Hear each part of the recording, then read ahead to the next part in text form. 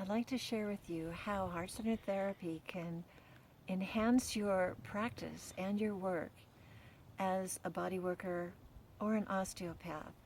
The emotional component of disease or structure is so sometimes overlooked. Is sometimes we don't feel comfortable with the emotions, and so we ignore it. And we do the best we can working without addressing it, but sometimes the results aren't as good as we'd hoped. Have you ever had the experience where you did a great session, you did everything right, but the session, the work doesn't hold? You try again, it's a great session, it doesn't hold. At this point, we have to understand that it's not holding because it's not just physical. The power of our emotions can completely alter the structure of our bodies, especially when we have unresolved trauma. The single thought, I am not loved, can completely change your physiology or your structure. And when we have a trauma, say when we were children, and it affected us so deeply that we never recovered from it, it is going to be locked into our tissue. And it has been there for so long, and we have compensated around it for so long, that we can barely even identify it. And so what we're looking at too often is that we're looking at symptoms and not the source.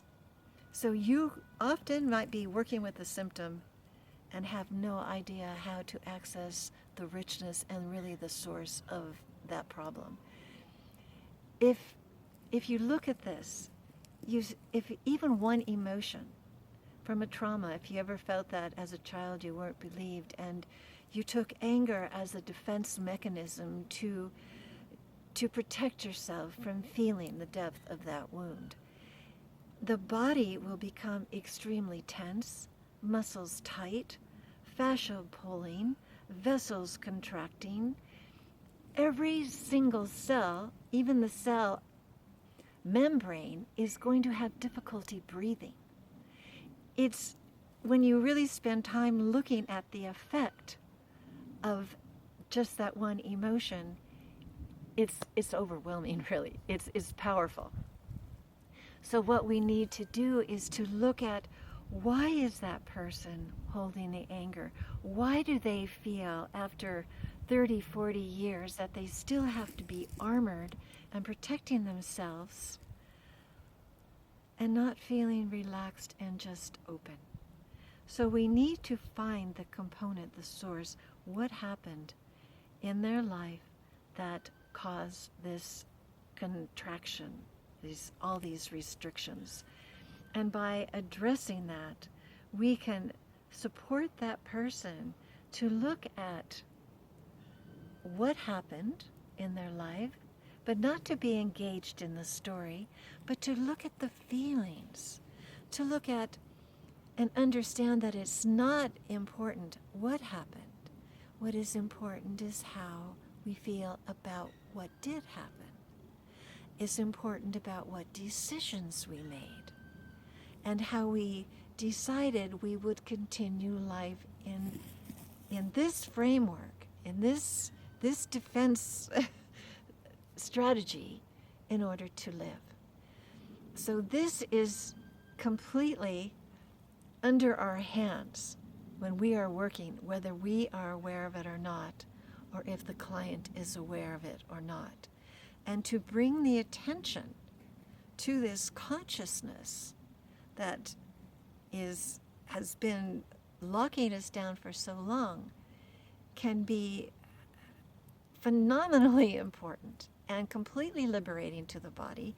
And true healing is not going to happen, right, until our bodies are free enough and safe enough to be able to be in the pure resonance and the pure sound of safety and love. This is where we find our health. And if we think that we can work around it and ignore that which has always been ignored, it still has a power over us. it has the power of dysfunction. It has the power of creating illness. So in this class, we learn how to address many levels of the emotion. We get to be comfortable with our own emotions within our own body.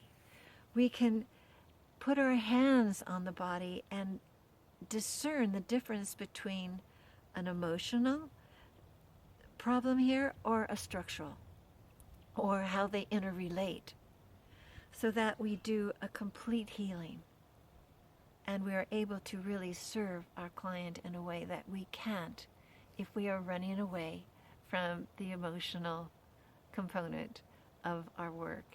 So if we open ourselves and trust that we can benefit from being more comfortable in our own skin, that we can be more welcoming, even on that level, to our clients, that they can feel and know that they can trust us, that we can touch them with love and with consciousness and a deeper understanding. We've gained something. Thank you.